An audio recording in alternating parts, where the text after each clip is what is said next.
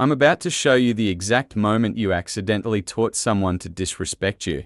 And once you see it, you can't unsee it. Watch this. Someone interrupts you mid-sentence. You stop talking. You let them finish. You smile. You move on. That just happened to you last week, didn't it? Here's what nobody tells you about relationships. Every time you stay calm while someone crosses a line, every time you're understanding when someone is cruel, every time you forgive without consequences, you're teaching them a lesson. Just not the one you think. I'm going to show you 5 psychological patterns you're running right now that make toxic people think you're easy to control. And one shift that makes them either respect you immediately or disappear from your life.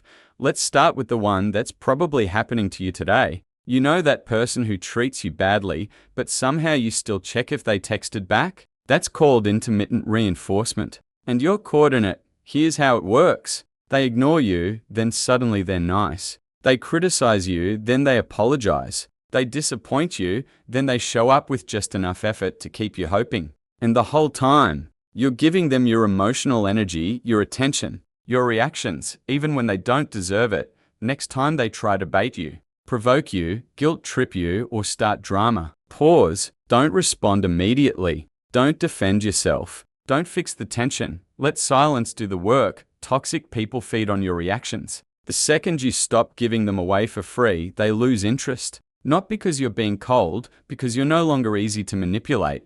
But here's where most people fail at this next one, and it costs them years of their life.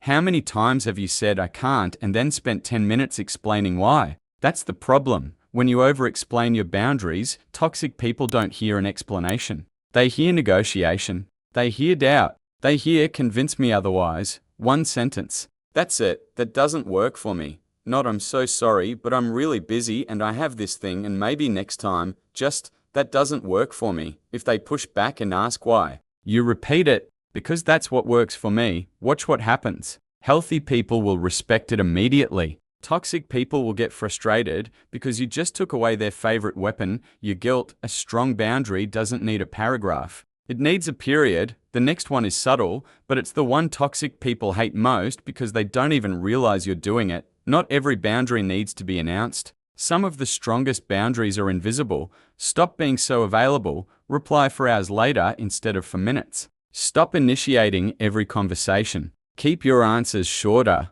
Stop sharing personal details. Don't rearrange your schedule to fit theirs. This isn't the silent treatment. Silent treatment is punishment. This is protection. You're not ghosting them. You're just matching their energy instead of overcompensating for it. And here's what happens. The relationship becomes less rewarding for them because the payoff, your attention, your validation, your reactions, isn't there anymore. So they pull back. Not because you pushed them away, but because the dynamic they were feeding on stopped existing.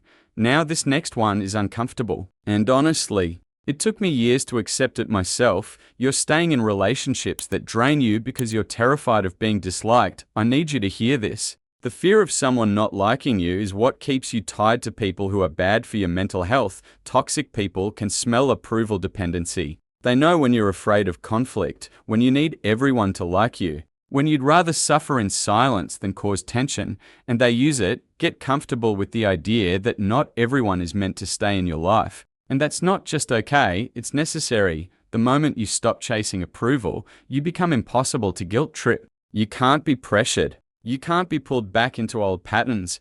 Meanwhile, genuinely good people feel safer around you because they see you can hold your own. And this final one, this is the shift that changes everything. Toxic people stay in your life for one reason. They think you need them. Show them you don't. Build a life that doesn't revolve around their approval. Spend time on things you enjoy. Find peace in your own company. Invest in healthier friendships. Fill your days with things that have nothing to do with them.